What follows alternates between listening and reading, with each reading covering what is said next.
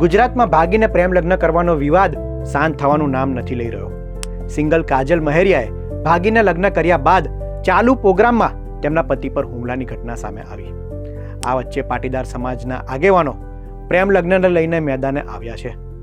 આ વચ્ચે ક્ષત્રિય સમાજની દીકરી અન્ય સમાજના યુવક સાથે ભાગી જતા આ મામલો વધુ બીચકાયો છે. તમામ મુદ્દાઓ વિશે વિગતવાર વાત કરીશું અને ઘટનાઓની પાછળની ઘટનાઓ વિશે પણ વાત કરીએ તે પહેલા વીટીવી ડિજિટલની અમારી ચેનલને સબસ્ક્રાઇબ કરો.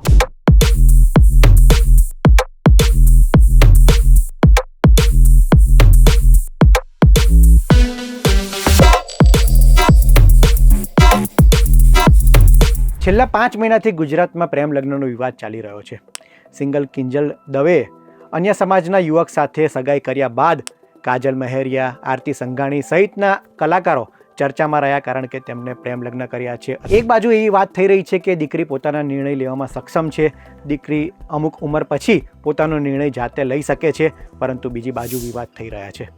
બીજી તરફ સમાજના આગેવાનો અને દીકરીની સુરક્ષાની ચિંતા માની રહ્યા છે. આ મામલે પાટીદાર સમાજ મેદાને આવ્યો છે. એસપીજીના અધ્યક્ષ લાલજી પટેલનું આ મામલે નિવેદન સામે આવ્યું છે. તેમણે કહ્યું છે કે સમાજની દીકરી એ કોઈ અસામાજિક તત્વ કહેતા કે ગુંડા તત્વ સાથે ભાગી જાય એ ખોટું છે અને આવા લોકોને અમે છોડવાના નથી. સમાજ માફ કરે કે ન કરે, પરંતુ એસપીજી આને ક્યારેય માફ નહીં કરે અને દીકરીને ગમે ત્યાંથી શોધીને લાવીશું. સમાજની દીકરી સમાજમાં જ લગ્ન કરવી જોઈએ, પણ જો માતા પિતાનો પ્રેમ હોય, માતા પિતા સહકાર આપે, તૈયારી બતાવે, તમે વાત કરો તો કોઈ પણ જ્ઞાતિમાં લગ્ન કરે એમાં કોઈને વાંધો નથી. પ્રેમ લગ્નથી પણ કોઈને વાંધો ક્યારેય ના હોઈ શકે. પણ જે દીકરીને આપણે 15, 25 વર્ષની કરી હોય અને દીકરી માતા પિતાને પૂછ્યા વગર કોઈ અસામાજિક તત્વ ગુંડા જોડે ભાગીને લગ્ન કરે તો એ બિલકુલ ચલાવી લેવામાં ના આવે.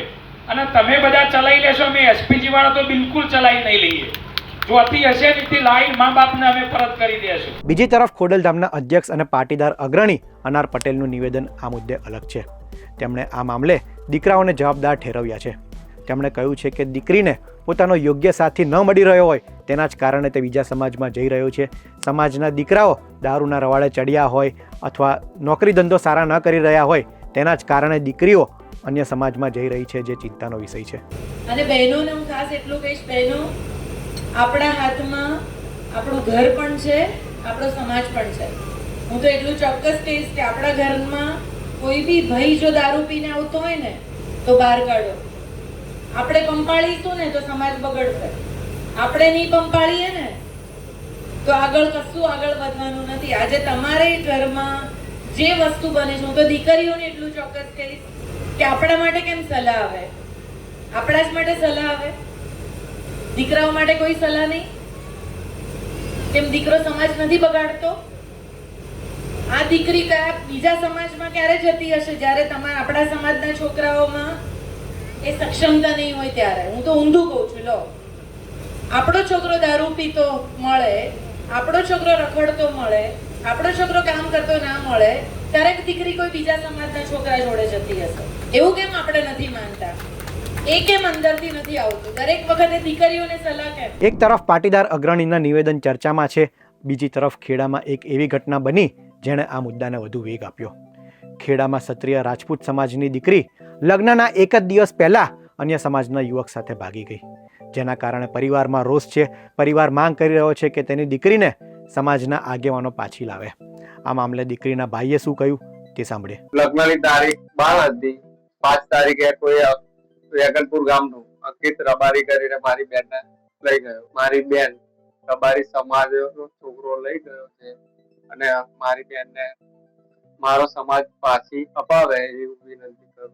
આ 3 મુદ્દાને ધ્યાનથી સમજશો તો ઈશારો એક જ તરફ જઈ રહ્યો છે. એક તરફ ઈસરોમાં મહિલાઓ સેટેલાઇટથી લઈને મિસાઇલ લોન્ચ કરી રહી છે, બીજી તરફ દીકરીઓને લઈને સમાજ કહી રહ્યો છે કે અમારી દીકરી અન્ય સમાજમાં શા માટે જઈ રહી છે. આ વચ્ચે સમજાતું નથી કે સમાજ સાચો છે કે પુખ્ત વયની દીકરી, કારણ કે શોએબનો સાહિલ બનીને દીકરીઓને ફસાવાના કિસ્સા પણ ઘણા સામે આવી રહ્યા છે. વિધર્મીઓ દ્વારા ખોટી ઓળખ આપીને હિન્દુ યુવતીને ફસાવાના કિસ્સા પણ ઘણા બધા છે.